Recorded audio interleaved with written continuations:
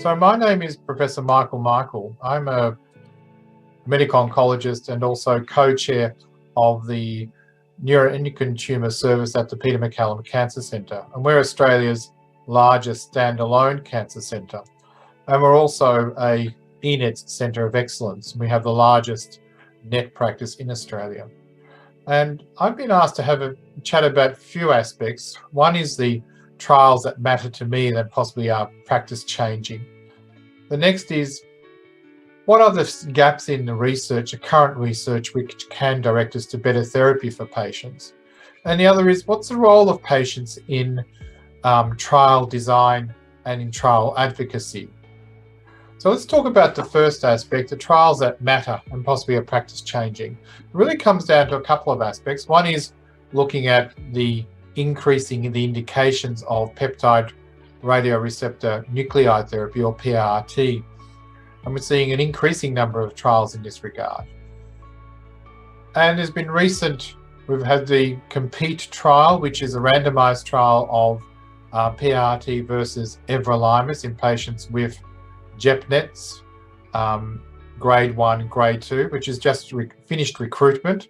And we're very anxiously awaiting for that trial to read out. And it will be the first trial we're actually we're comparing PRRT either first or second line to a biological agent compared to higher dose somatostatin analog, which was what used in the NETA trial. So this is what I expect is probably a better design trial, much more realistic in the approach of patients with this disease.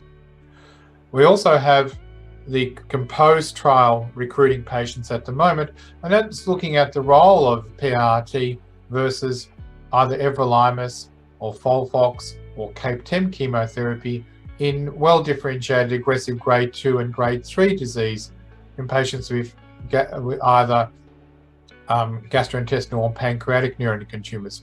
And again, this looks at the role of PRRT in this patient group which have very aggressive disease, where normally they would be treated with systemic or chemotherapy. And it's based upon high-quality retrospective trial data showing PRRT has very good activity in these disease subsets. There's increasing work of looking at PRRT in patients with non-JEP-NET disease, including pulmonary NETs, pheochromocytomas, paragangliomas, etc. And again, it's based upon retrospective data and case series data showing that PRRT does have activity in this disease. So it'd be very nice to see prospective phase 2 trial data in this area. We're also looking at ways of optimizing the use of PRRT, and this includes basing the dose of PRRT on dosimetry by looking at, can we individualize the dosing of PRRT in patients rather than just giving a single dose, the same dose to all patients. More interestingly is combining PRRT with systemic agents to increase the effect of PRRT on the tumour cells. And there are current trials combining it with DNA damaging agents such as the PARP inhibitors, including olaparib. And we're also doing a trial to Peter MacCallum looking at another PARP inhibitor called teleroposib as well. We're also combining PRRT with the checkpoint inhibitors such as pembrolizumab and also nivolumab.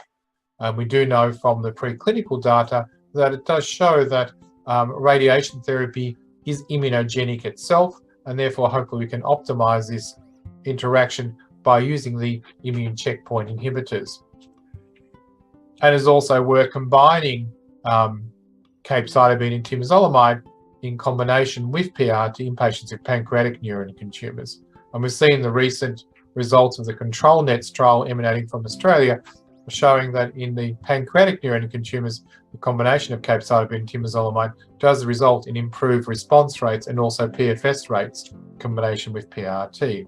In terms of going away now from PRRT and looking at better systemic agents, we have seen the results presented in ESMO this year of the AXINET phase 3 trial in patients with neuroendocrine tumours outside of pancreatic nets. And it does show that axitinib in combination with sandostatin LAR compared to sandostatin LAR plus placebo, it does show an improved progression-free survival, approximately 16 versus 9 months, and also better response rates. And we're also seeing trials combining cabozantinib, which is another multi-targeted tyrosine kinase inhibitor, in pancreatic NETs. And we're also seeing now phase 3 trial data of surafatinib, which is a multi-targeted tyrosine kinase inhibitor, which in the Chinese phase 3 trials, both in pancreatic NETs and non-pancreatic NETs, showing very interesting efficacy, being tested within the Western population. And it's also being combined in one study with, again, an immune checkpoint inhibitor. And there are also trials combining the PARP inhibitors, the DNA damaging agents, with the capecitabine temozolomide bases as well. And more interestingly, we're seeing more and more trials now combining nivolumab with ipilimumab in patients with rare tumours, including neuroendocrine tumours. Over the last few years, we are seeing increasing activity of trials specifically rated to grade 3 neuroendocrine tumours or neuroendocrine carcinomas, which again, these are very aggressive subsets. We've had the recent results of ESMO 2022, the NIPNEC trial of nivolumab compared to ipilimumab nivolumab in patients with grade 3 neuroendocrine carcinomas. And this cohort of patients is mainly lung, but about 20% of patients are pancreatic. And it's again showing overall activity of nivolumab just as good as the combination. We're also seeing immunotherapy such as nivolumab being combined with platinum-based chemotherapy in grade 3 NECs. And this is very similar to what's already been approved in patients with small cell carcinoma of the lung. And we're also seeing cabozantinib in combinations with immunotherapy such as avelumab in patients in the second-line setting as well. Interestingly, we've also seen the results of the trial of FOLFIRI-bevacizumab versus FOLFIRI as second-line treatment in patients with poorly differentiated neuroendocrine carcinomas presented at ESMO this year, is showing you that bevacizumab provides no additional advantage, and therefore cementing the role of FOLFIRI as a second-line regimen in this sort of setting as well. So we've covered peptide receptor radionuclide therapy. We've covered the focus on new agents and grade 3 disease. One of the important questions we always have unanswered is what's the role of how do we better sequence our currently available agents in the treatment of neuroendocrine tumours? And there is the Sector trial coming from the Spanish neuroendocrine tumour group presented at ESMO this year, basically comparing everolimus versus streptozotocin 5-FU, then the reverse sequence in second-line setting, basically showing that in terms of the first PFS landmark, there was no difference between the two. It does appear that the chemotherapy regimen perhaps has slightly greater response rates. But again, unfortunately, the study was underpowered to come out with any firm conclusions. There are studies looking at the activity of cabozantinib temozolomide in lung and JEP-NETs after everolimus, sunitinib, or PRT. So we are seeing more and more of these sequential trials. But again, the data is lacking to guide us appropriately. So what is really missing in our research now in the treatment of patients with NETs? I think we really are often using the shotgun approach of treating all NETs, especially say all grade 1, grade 2 NETs as the same cohort, and similarly with the grade 3 NETs.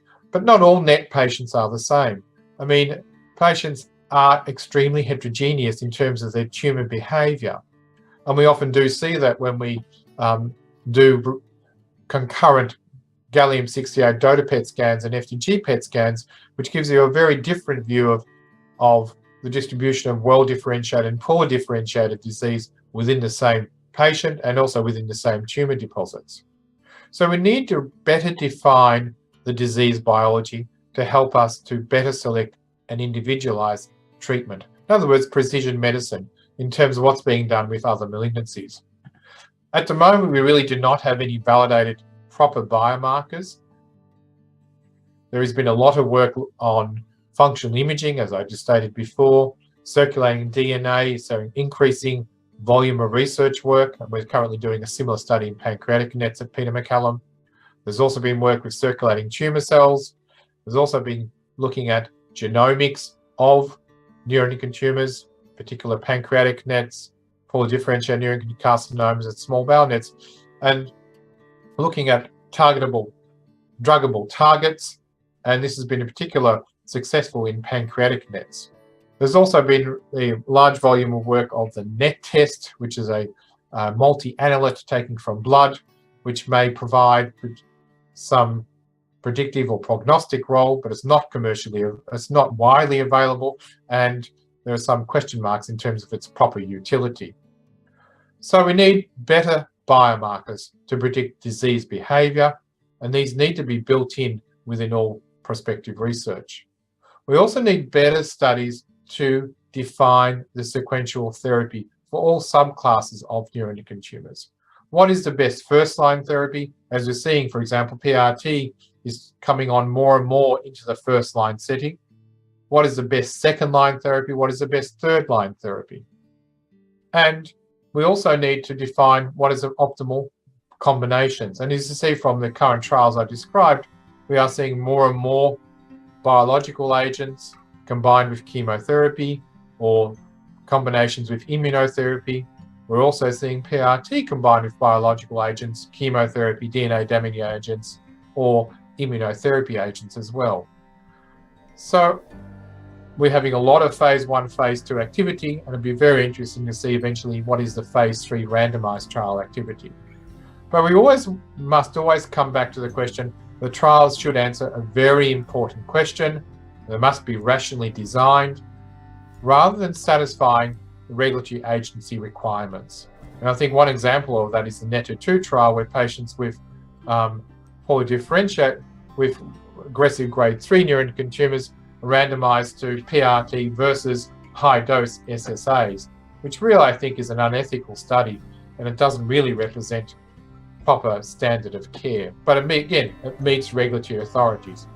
So with all this trial activity, what's the best way of having patients involved in this process? And I think that when we're looking at clinical trial design, no matter what level we're looking at, we really should have the input of patients telling the clinicians what do they think is meaningful of value and what makes sense to them as patients with NETs. So we really need to have their input and opinion regarding the trial objectives and how meaningful they are to the patients.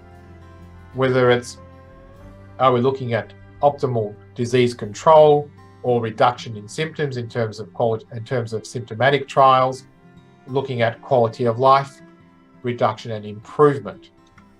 So patients themselves should be involved in the trial, some input into trial design, and also be involved in terms of the trial requirements and how burdensome these may be on patients in terms of time, in terms of investigations, in terms of the amount and duration of quality of life questionnaires, and really thinking and giving us input and saying, will these trials be of interest to patients? Will patients want to be recruited to these trials? And obviously they need to have input in terms of the consent forms as well. So really you need to have very well-trained consumer advocates to have relevant skills in providing such input. And it's up to the trial groups or patient advocacy groups such as NECA or such as INCA to have input in giving us access to these well-trained consumer advocates. And they need to be very well educated in terms of health literacy, especially in terms of the treatment of NETs. The patient impact may be less in phase 1 or first in human trials, but obviously it becomes much more important as you go to phase 2, phase 3 trials. And similarly when you're looking at patient preference or quality of life studies. So hopefully in this brief discussion, I hope it'll give you an idea of what am I excited about in terms of clinical trials in relation to neuroendocrine tumours, where I think the major gaps are, and how I think that patients need to be involved in trial design to answer good questions to produce good quality results and also to ensure that trial recruitment is completed, because neuroendocrine tumours are rare tumours. They are increasing in incidence. However, in clinical trials, we're often suffering the problem of poor recruitment or slow recruitment, and therefore closing trials, unfortunately, prematurely. Thank you.